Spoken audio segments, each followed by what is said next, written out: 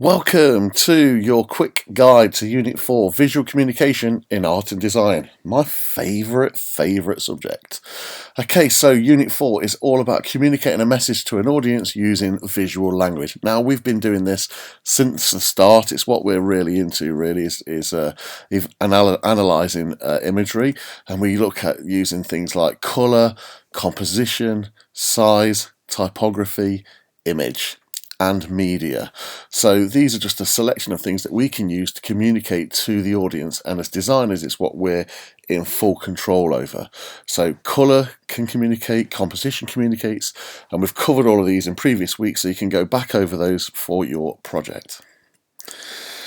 You need to show how all of these help to get a message across to the viewer as clearly as possible. So how does colour and stuff get the message across? Well, we've covered things like communication as a process, semiotics, polysemy and anchorage, associations with denotation and connotation. So look back over those visual communication sessions and look at that kind of theory and apply that to your work and include examples of it in your file. You need to show what is being communicated and how is it being communicated. And not only do you need to look at other artists, but you need to apply those questions to your own work as well and evidence it in your annotation. What's being communicated? How is it being communicated? So let's have a look at the grading criteria. It's quite simple, really, when you break it down if you get past the language. So for Pass 1, explain how media materials are used in the work of others to convey ideas and meaning.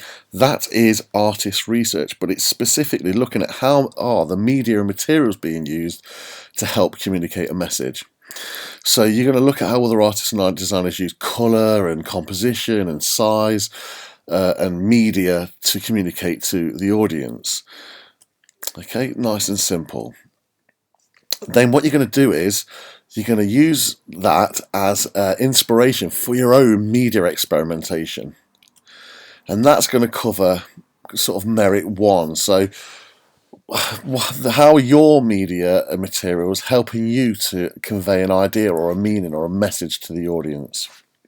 Now, for distinction, you need to create your own final designs and you need to use the methods that you've learned to clearly communicate to your audience using materials and media, using colour, size, typography, layout, composition. So for this menu idea that's below, this is for a Mexican Tex-Mex restaurant. You can tell straight away it's for a Tex-Mex. Look at the colours that are being used. They've used that kind of something that looks like wood printing, wood block printing. See, and the colours even of the actual paper stock, it's all that kind of Mexican-y feel to it. There's shortcuts. It's almost stereotyping almost. It's a shortcut to understanding. So you need to make sure that your menus look like the theme that you're trying to communicate. Now, Pass 2, Merit 2, pretty much the same thing. Create your own visual language by working with media and materials. So if you're creating media experiments and you're writing about how it can communicate, then you're easily going to get Pass 2 just by getting Merit 1. And Merit 2, communicate an intended meaning clearly to a specified audience using refined use. That means coming up with a half-decent final. If you get a distinction 1, you've got to pick up Merit 2. It's simple. But, you know, creating a menu that looks like something that would be in a restaurant and not just a cheap, like GCSE standard piece of work. Pass 3, describe ways in which visual language is used to communicate ideas. That is really all of the visual communication sessions that we've done so far. Looking back over that work, you know, how are messages created using visual language? What different ways can you get a message across, and what different ways can images be read? So that, like, the theory behind it. And Pass 4 is to communicate an intended meaning using the language of art design. Well, I don't really see why Pass 4 has even been included, because Pass 2, Pass 1, Merit 2, Distinction 1 all cover that. So the only way you're not going to pass is by not handing work in, really. So all you need to do to pass is to play with media, write about it, and describe ways in which it can communicate.